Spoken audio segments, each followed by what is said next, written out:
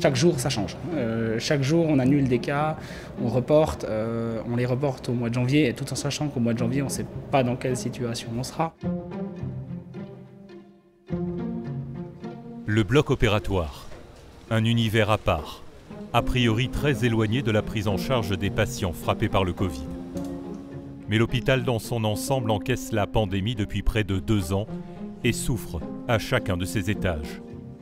Ici, dans la chambre 619, bien sûr en unité Covid, aux soins intermédiaires, aux soins intensifs, mais aussi dans ces longs couloirs des blocs opératoires des HUJ. L'activité du bloc opératoire est impactée surtout par rapport au programme des patients électifs qui sont annulés, reportés, mais aussi un impact sur le bloc des urgences. Et après, nous avons aussi une problématique par rapport au personnel. Le taux d'absentéisme, bien sûr, mais également la disponibilité des personnes qui vont partir certainement si l'augmentation de la Covid augmente davantage sur les sites extérieurs. On a vécu des vagues où c'était les anesthésistes qui étaient absents parce qu'ils étaient occupés aux soins intensifs pour s'occuper des patients Covid. Lors de cette vague 6 qui empêche d'avoir une activité chirurgicale habituelle, c'est le nombre de patients hospitalisés dans des lits, pas forcément dans des lits intensifs, mais dans des lits standards, donc qui prennent des places. Et ce qui fait qu'on doit diminuer l'activité élective. On ne peut évidemment pas diminuer l'activité urgente, mais l'activité élective, on peut la libérer, on peut diminuer pour pouvoir libérer des unités, pour laisser de la place aux patients qui arrivent pour le Covid. Conséquence indirecte de la pandémie donc, la déprogrammation des chirurgies non urgentes. Pour les patients concernés, ces déprogrammations sont vécues comme de vraies contraintes. Beaucoup comprennent, d'autres moins. Pour chacune et chacun, le Covid pénalise l'activité tout entière de l'hôpital, directement ou indirectement. Beaucoup de patients comprennent. Quand on leur dit qu'on est sous l'eau à l'hôpital, ils le comprennent.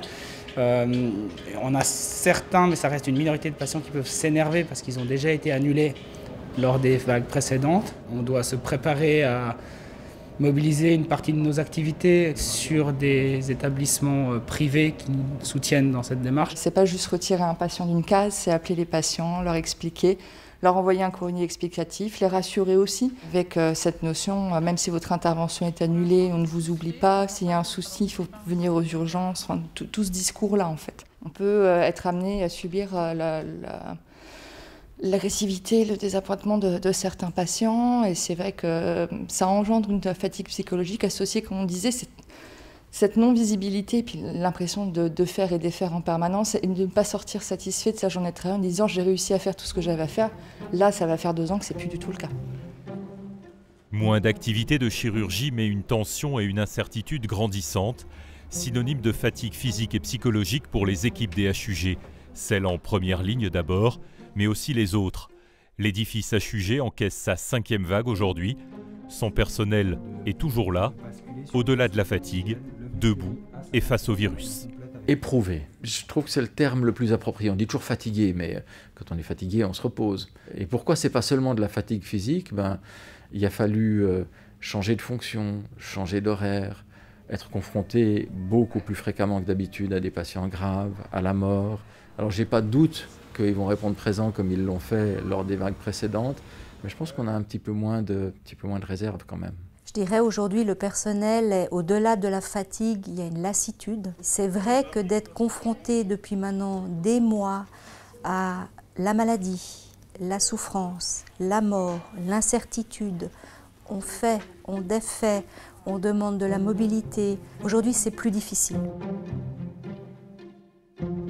C'est clair que la première vague, il y avait une espèce d'électrochoc qui dynamisait les gens. Et puis c'est vrai que maintenant, il y a le marathon. Donc on sent quand même qu'on marathonne depuis un moment et on sent que les équipes ont un peu de la peine.